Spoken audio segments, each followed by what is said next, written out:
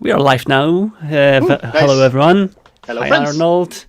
Yes, episode 181 of umbraCoffee, and I'm joined today by Arnold from Umbraco HQ.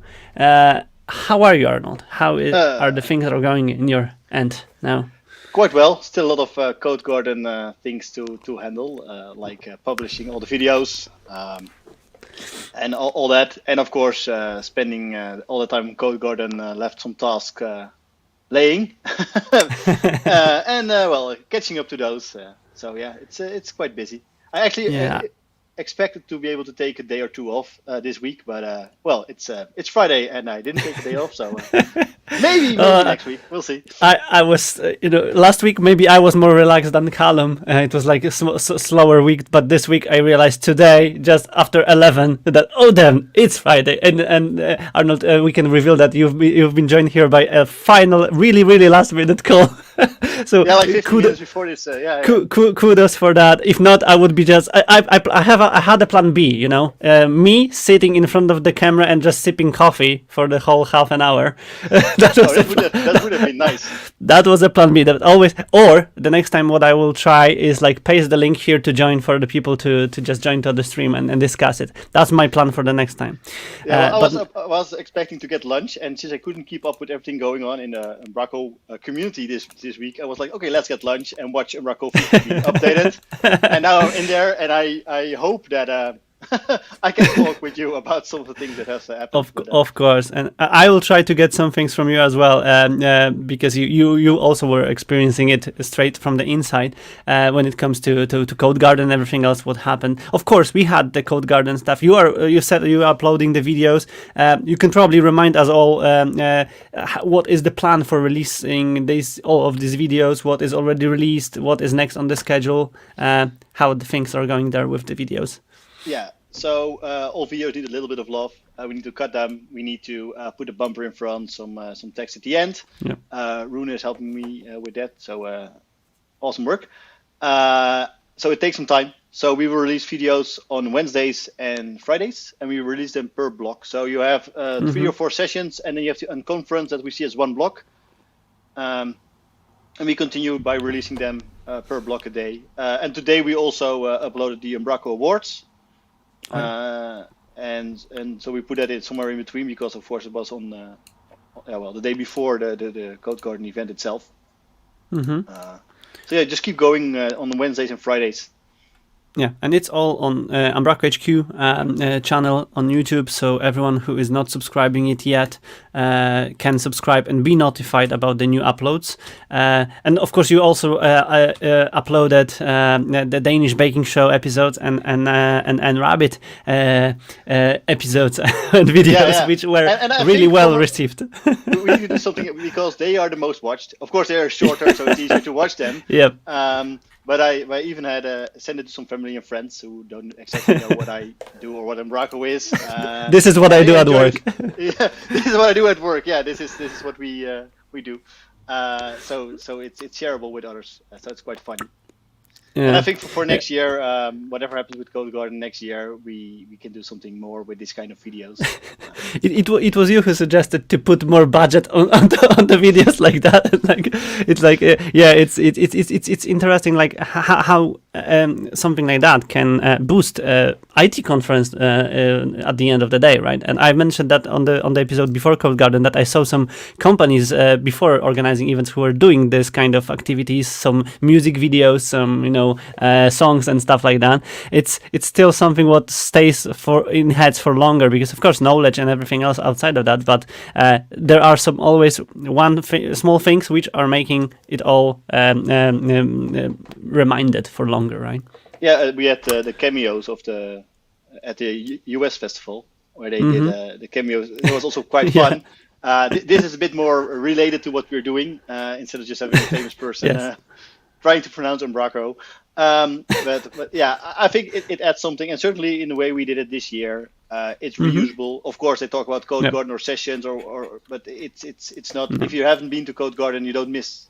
You can watch them and don't miss anything. Yeah, exactly. So yeah, Umbraco HQ channel on YouTube. Videos are coming in bunches. Feel free to rewatch and catch up on everything here. And what I also like this as a Codegarden outcome is this aftermath for all of these who were missing the exact numbers of people who attended, for example, all the stats, all the data driven. 72 countries, 2,350 umbracians joining from various areas of the world, and pictures which we revealed a little bit last week with Callum.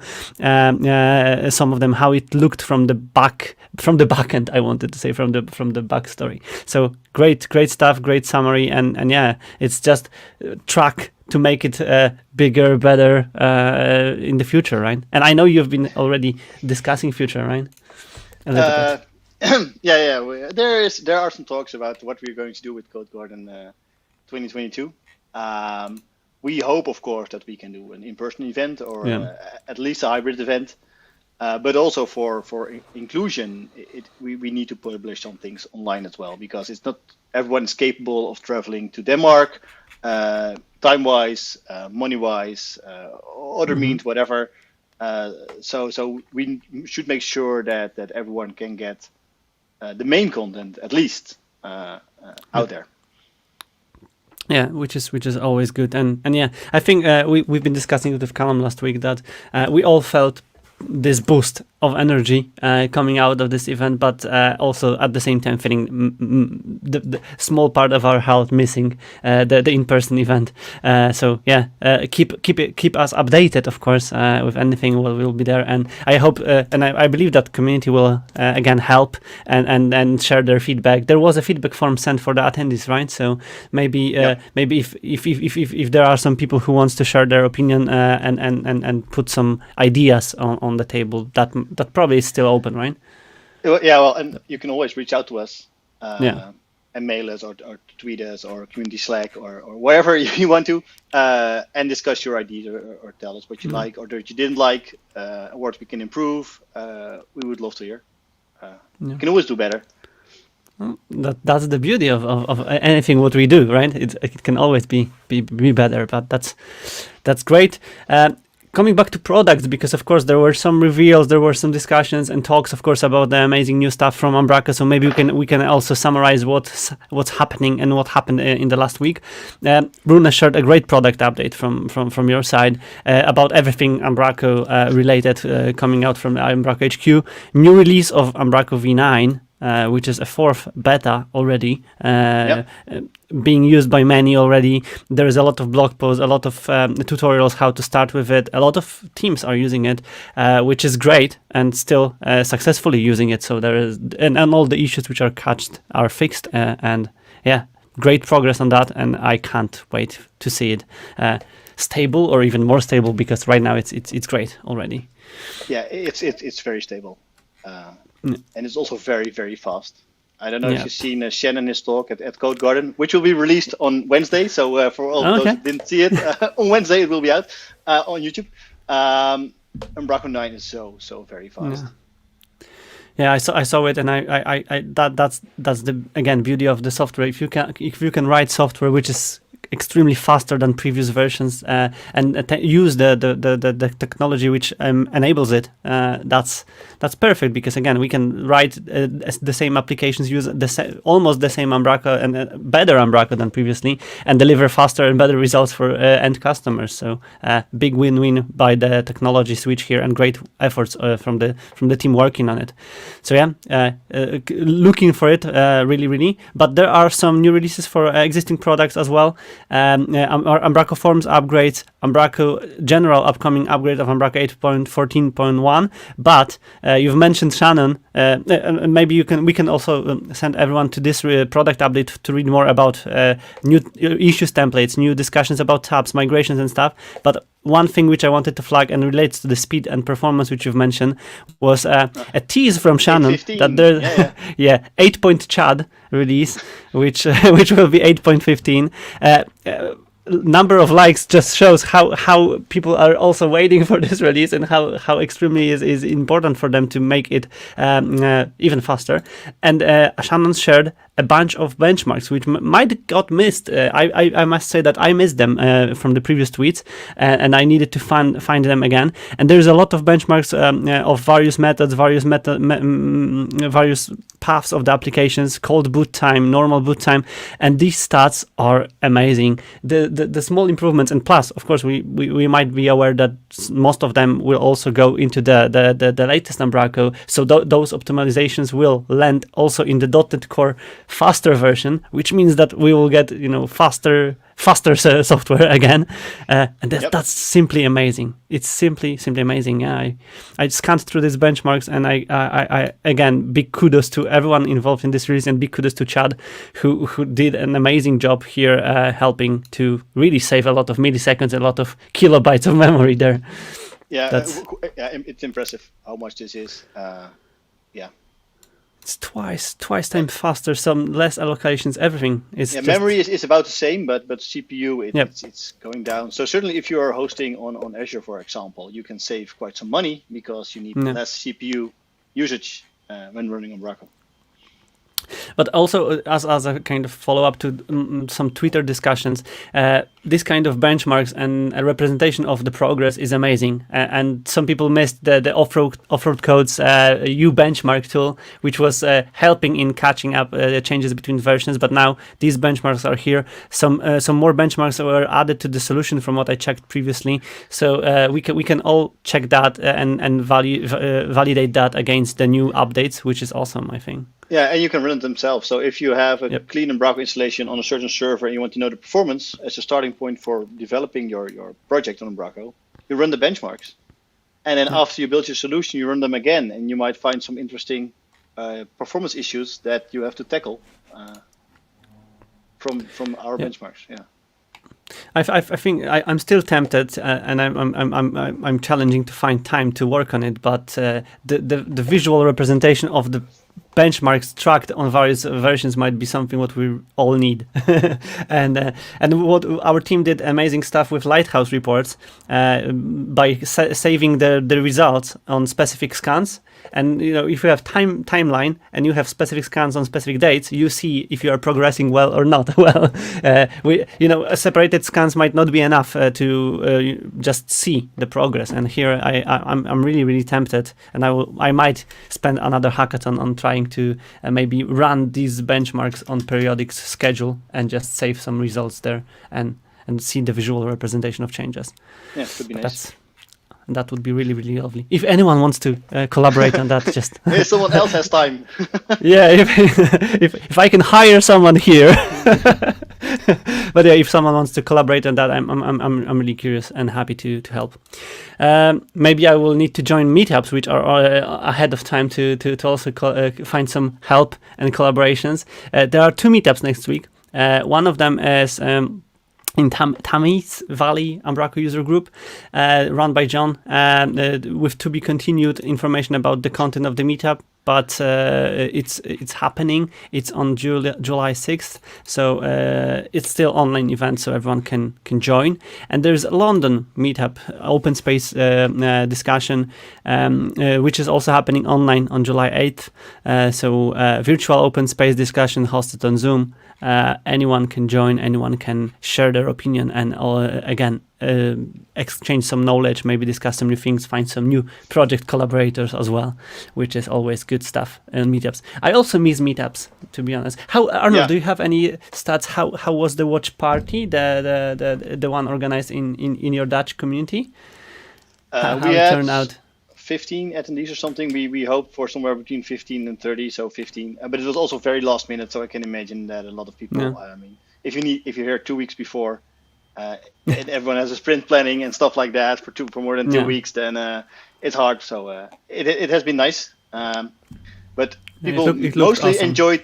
Yeah, but people mostly enjoyed, from what I heard of it, of course, the networking and being together again. So there seems to be indeed a real need for that instead of being just online. Yeah, still, if we're speaking about events and all the stuff, we mentioned it last week, that all the things which were outside of the event itself, all the social replications and replicas of the real social stuff, like VAR and things like that. And here we own a big kudos to Lottie, who she was extremely involved. It wasn't that much visible because she was doing an amazing job before that, and you were doing an amazing show as well there. You both on the first day, and that was the massive involvement of time spent for trying to replicate the social aspects. You probably will agree with me that it's more challenging than just deliver talks, because talks and events like that are pretty simple right now, right? It's like you can record them, you can stream them, and do them, but making sure that people feels like on the real event, that's the thing. So Lottie was, of course, the whole week of Codegarden. She was at HQ, and she worked every day up till the pre-party on her desk at making this all possible. Yeah, so it was really. I heard about some late night deployments as well, which are always interesting to hear about. So yeah, I think big kudos to Lottie and to everyone who made it happen again.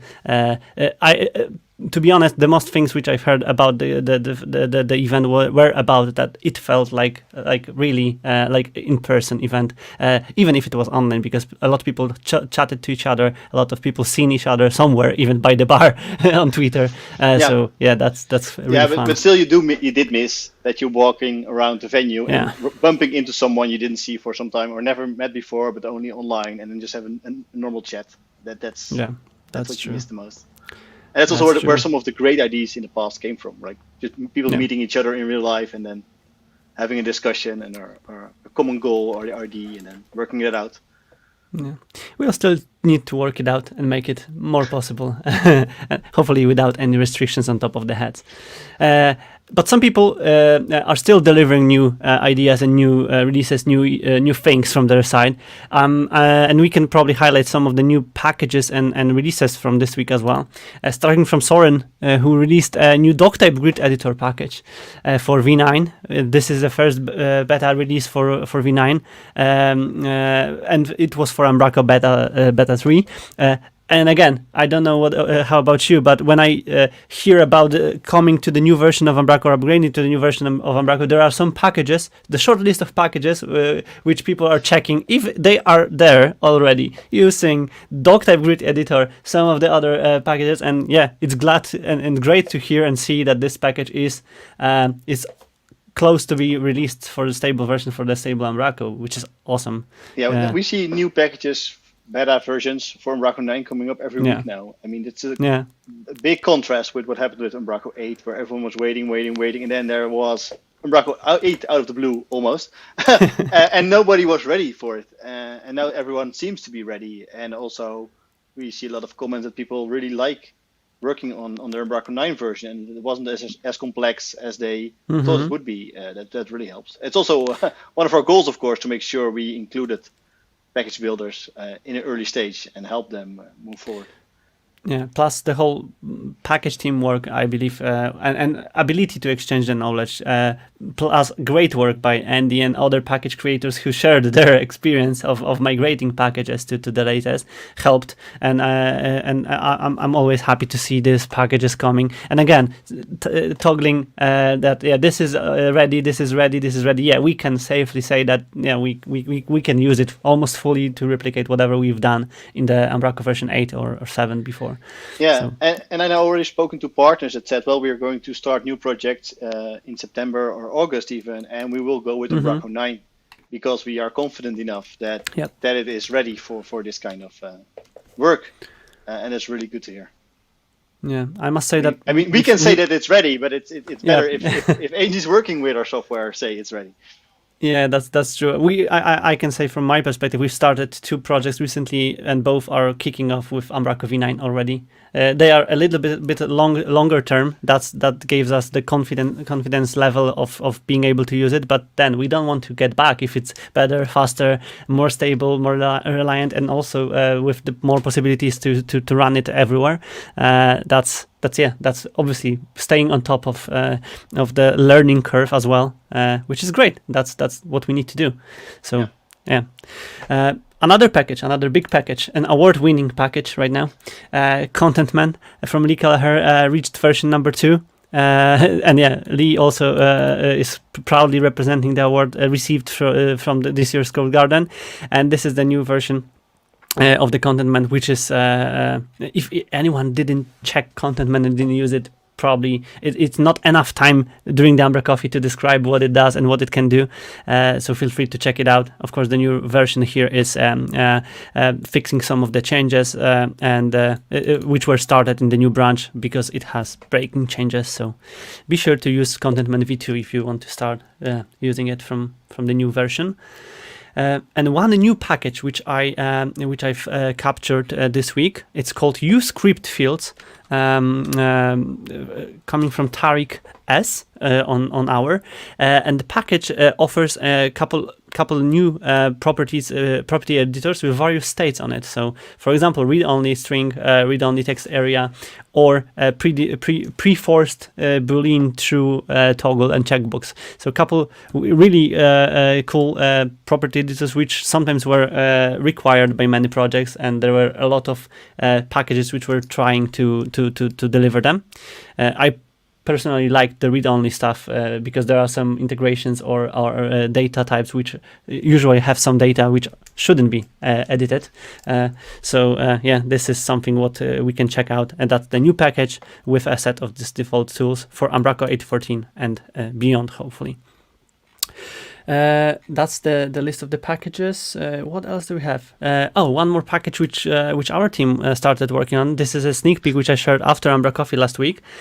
For any fans of application insights, that's something coming to Umbraco Nice. to be able to preview application insights for specific pages.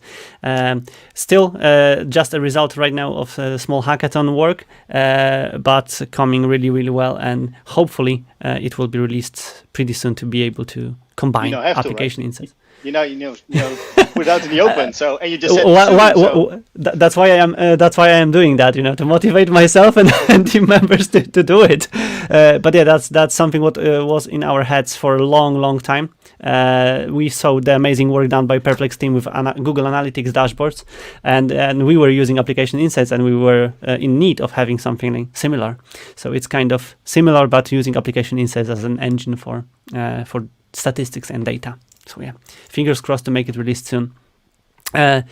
Speaking about packages at the end, there is a vendor partner program finally released to public, and a vendor team, again, multi-award winning package, and great e-commerce solution for Umbraco users, agencies, freelancers, has a partner program. Some of the partners already signed up. There is a great listing of partners on vendor website, and all the information about the levels of partnerships. A quote from Callum here, who was the first partner of vendor, and various levels of being involved. What I really liked is the way to be just a registered partner again, non-obligatory free level of partnership to show and maybe tell everyone that people are familiar with vendor, that they can serve the vendor solutions. And to be honest, in the last couple of months, thanks to it's hard to say thanks to the pandemic, but because of the pandemic, there is a lot of e-commerce businesses in need, and a lot of commerce business who needs to go e-commerce, and vendor is extremely helpful. So yeah, kudos to vendor, kudos to all the partners, and if you want to be recognized and be involved, be sure to at least register, or at least check out the partnerships level there. So yeah, Arnold, did you have a chance to use vendor or see it in action? That's no, I've seen it in action. I've seen demos and I've seen things, but I didn't work on it personally. No, there's somehow only 24 hours in a day, and it seems. Oh yeah. But we will use it for our swag store, which we will release soon. Soon, very soon. So yeah, as we as Umbraco are also quite happy with it, the ease of use and. Nice. So another question, but you are a Windows user, are you, or you are using Mac? No, I'm a Windows user. Yeah. Windows I user. have a Mac as well, but most of the time I use Windows. Yeah. Yeah, so speaking about 24 hours, I was not able to watch the Microsoft event. It was yesterday or the day before yesterday, probably, right? When they announced Windows 11, and that's something really new. And there were some teasers, there were some leaks before, but right now it's finally announced with some new designs, some new stuff, and of course, a logical name. Finally, a logical name. After 10, you released 11.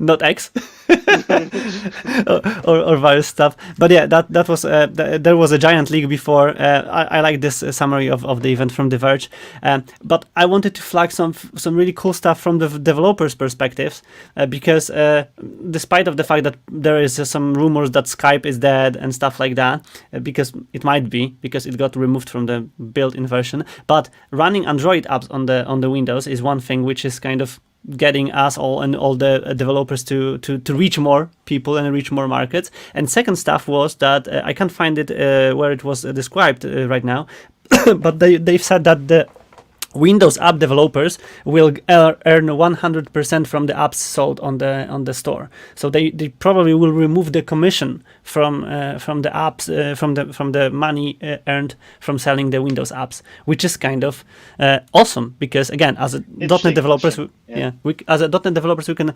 easily target and write our apps to be able and to be working on Windows, and I believe that this move is also tailored to some web developers who right now are building websites instead of applications, and maybe to also help us to wrap some websites into apps and sell it maybe within the platform. I must say I was an early adopter of Windows Phone.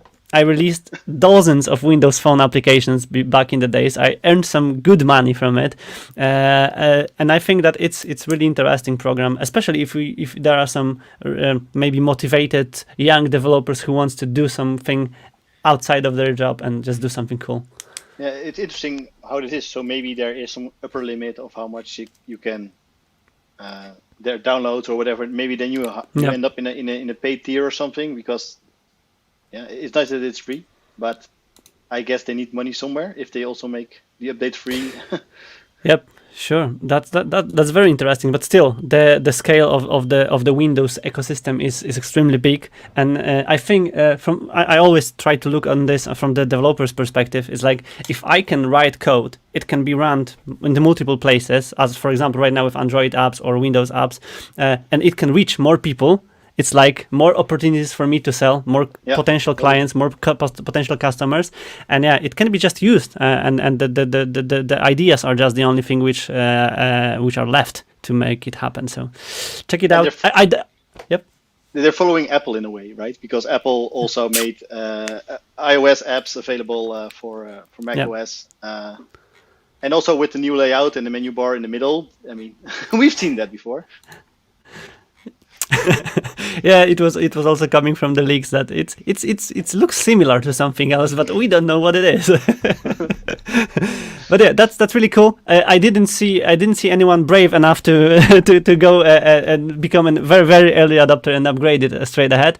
But if you do, and if you will be happy from using it, still probably most of Umbraco developers are using Windows still. So share your journey, and if there will be really cool applications coming out to Windows platform, I'm really tempted and curious to see. Now them. we're finally moving cross-platform, and then Windows comes out with the version you want.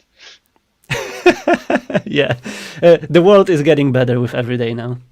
Yeah. Okay, wrapping up, there are some other things which we wanted to mention at the end. There is a really nice discussion started by Dan Diplo on providing better experience with JSON storage in proprietary editors. Really well described issue and challenge to discuss, shared by great package creator and long-time community member, with some great ideas already discussed, very technical focus on how it can be tackled, how it can be done. I really liked the exchanges of knowledge from some really experienced package creators and community members here, because I prefer to learn that way and see how complex things are from explorations like that. So if there are some ideas and suggestions to make it better experience by developers and not only, feel free to join this thread. And as usual, I didn't mention it yet, but of course links will be down below the video, so you can check them out later and just follow and help. I think overall that we added GitHub discussions to our GitHub page really helped. I mean, there have been multiple very interesting discussions on there that before it wasn't really an issue. I mean, these are really discussions, and that an issue isn't really needed for that, or the best place for that. The our Umbraco forum might also not be the right place because most developers live here. So yeah, this is really interesting to see what's happening, and also the thoughts that people have going into these questions and discussions. Again, tabs is the most hot topic. But that was again an introduction to discussion about the introduction of tabs. A lot of I wasn't aware that the discussions are that popular, to be honest, but it seems like a lot of them are happening here, and this mechanism on GitHub is awesome, and I think it's a really great place and great combination with Umbraco repo to have them here. Yeah. So and also for all the new developers coming in, they might come into Umbraco certainly with V9, coming into GitHub questions instead of our Umbraco, and then they see this kind of questions and interactivity already here, really and then move on further in the ecosystem. Yeah, that's really, really cool. So join the discussions, people, and discuss, vote, help also finding the most problematic discussions there as well. You can also discuss on umbraCoach initiative, which was really nicely highlighted during the Umbraco Codegarden this year. And Anthony, who is the man behind it, is making sure that there are some great sessions aligned with various Umbraco community members and developers across the globe. And I found this feedback today. From the past week, coming that it was really great to get this session and guidance from Anthony on this session. So I know there are some people who are looking for some advices, maybe some additional pair of eyes to discuss something, to maybe get into the specific topics. Just feel invited to check out umbraCoach portal and discuss things with people who are offering their time there to support other people across the community. And not only because it's, as far as I know, it's beyond Umbraco, but Umbraco focused right now with people from Umbraco community mostly helping there. So, it's a great initiative. Yeah, really helpful.